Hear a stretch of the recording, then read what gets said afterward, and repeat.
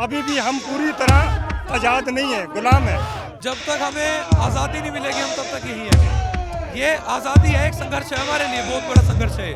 पक्का मन में धार क्या है, या तो जमीन, ये जो कानून है ये रद्द करके जाएंगे, अपनी जमीन खुद वो करेंगे, नहीं तो यहीं पे शहीद हो जाएंगे। शहीद आजम सरदार भगत सिंह ने बोला था अंग्रेज को कि हिंदुस्तान का नौजवान जाग उठा है, वो आज़ादी लेके रहेगा, जो कुर्बानी देनी है दे के रहेगा। कि कोई मुसलमान जाट जो भी जात सब असी एक हुए। ये हिस्ट्री में लिखा जाएगा कि क्योंकि ह्यूमन का सबसे बड़ा ये प्रोटेस्ट कर रहे हैं हम। It is estimated that more than 3 lakh farmers are converging at various border points of the national capital, Delhi, with neighboring states Punjab, Haryana and Uttar Pradesh.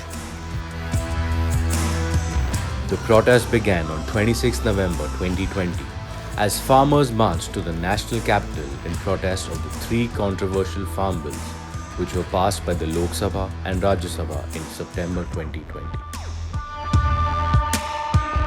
एक किसान ऐसी कौम है जो अपने हाथ से रोटी भी देता और किसानों को बदनाम करते हैं, आतंकवादी, कभी कहते हैं इनका फंडिंग होती है खालिस्तानी, कभी कहते हैं पिज़्ज़ा, इनको पिज़्ज़ा दिखता है, इनको किसानों को आत्महत्या नहीं दिखती कभी। मीडिया वाले पूछ रहे हैं भी ये फंडिंग कहाँ से आ रही है जो लंगर चलता है। फतेहगढ़ साहब में शहीदी जोड़ मेला होना है, दोनों 5 किलोमीटर पर लंगर मिलेगा, 5 किलोमीटर पर, वहाँ भी फंडिंग आता है क्या? ये फंडिंग में चक्कर में लोगों को उलझा रहे हैं जी। ये जो फर्स्ट गुरु हैं श्री गुरु नानक देव जी, उनका चलाया हुआ 20 रुपए का लंगर है। ये हमारे अंदर खून में ही है। ये हम अपना घर नहीं देखते, एक बार हम 10 रुपए डालेंगे, पता नहीं किधर से 100 का नोट आया था, 1000 लाख पता नहीं कितना कुछ इकट्ठा होता रहता है। लंगर को बात नहीं है, ये भगवान का हाथ है सिर के ऊपर सब किसानों के। और साथ में ट्रैक्टर भी लेकर आ गए, अपना पूरा इंतजाम करके आ गए, खाना लेकर आ गए 6-7 महीने का। हरियाणा के लोकल किसान भी आ रहे हैं हमारे पास सब्जियां और दूध लेके, लोग आते जा रहे हैं, कंबल अभी बांट के गए हैं, मेडिसिन बांट रहे हैं, जराबे बांट रहे हैं, विंटर्स वुलन्स बांट रहे हैं। तो ऐसी कोई भी चीज़ की कमी नहीं है जिसमें हम कोई गिनती गिने, यहाँ तो बेइंतहा हिसाब है। तो हमने यहाँ पर लंगर के अलावा बहुत सारी और भी सुविधाएं दे रखी हैं, जिसमें मेडिकल सुविधाएं भी हैं, बेडिंग्स का अरेंजमेंट भी करी है, जिसमें लेडीज़ का और जेंट्स का अलग बना के, जिसमें 400-500 लोग आराम से रात को सो सकते हैं। अगर इससे और डबल हो जाएगा तो हम डबल अपनी कैपेसिटी बढ़ा देंगे। ये बिल को नाम तो खेती सुधार का है, एग्रीकल्चर रिफॉर्म, जबकि सच्चाई ये है इनका खेती बाड़ी के रिफॉर्म के साथ कोई संबंध नहीं है। The 3 farm bills include Farmers Produce Trade and Commerce Act 2020, which expands the scope of trade areas of farmers' produce from select areas to any place of production, collection, aggregation.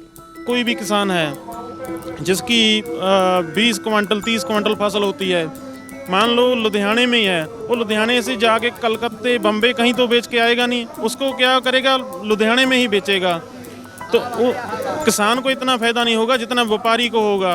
Essential Commodities Act 2020, which empowers the central government to control the production, supply, distribution, trade and commerce in certain commodities. जो दूसरा essential commodity act है उसमें amendment करके जो उसकी storage की limit उसको total ख़त्म कर दिया। इससे ये होएगा किसानों की लूट होएगी। जब फसल मंडी में आएगी 2-4 रुपए में प्याज व्यापारी खरीदेगा तो ग्राहक को जो खरीदार है परचेजर को 50 रुपए में 100 रुपए में मतलब वही प्याज बिकेगा। इसी तरह दालों में होगा। Farmers Agreement on Price Assurance and Farm Services Act 2020, which provides a legal framework for farmers to enter into pre-arranged contracts with buyers, including mention of pricing. कोई डिस्ट्रीब्यूट होता है अपने किसान और व्यापारी के बीच में, वो फार्मर किसी कोर्ट में नहीं जा सकता, सिर्फ SDM तक अपनी पहुंच कर सकता है। ये किसानों के सर दरासर धक्का है जो किसानों के लिए मौत का कारण साबित होगी।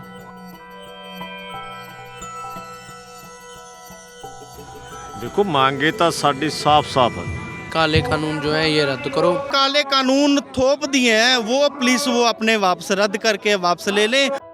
तो हम मरण वर्त पे बैठेंगे, हम शहीद भी हो जाएंगे, पर ये काले कानून नहीं हम देखेंगे। भारत का किसान मानता है इन कानूनों को कि ये हमारी मौत के वारंट है, और मौत के वारंट का सलूशन क्या होता है आप सभी जानते हैं। इसको रिपील किया जाए, इसको रद्द किया जाए।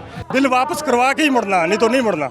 मेरी वाइफ ने बोला, मेरी माताजी ने बोला, मेरे बेटे ने बोला। चाहे कोई भी आ जाए, कोई भी कैसी भी फोर्स आ जाओ, कितने ही बड़े से बड़े आ जाओ, पर हम यहाँ से अब हटने वाले नहीं हैं। बिल्कुल ऐन ठोक कर बैठे जी।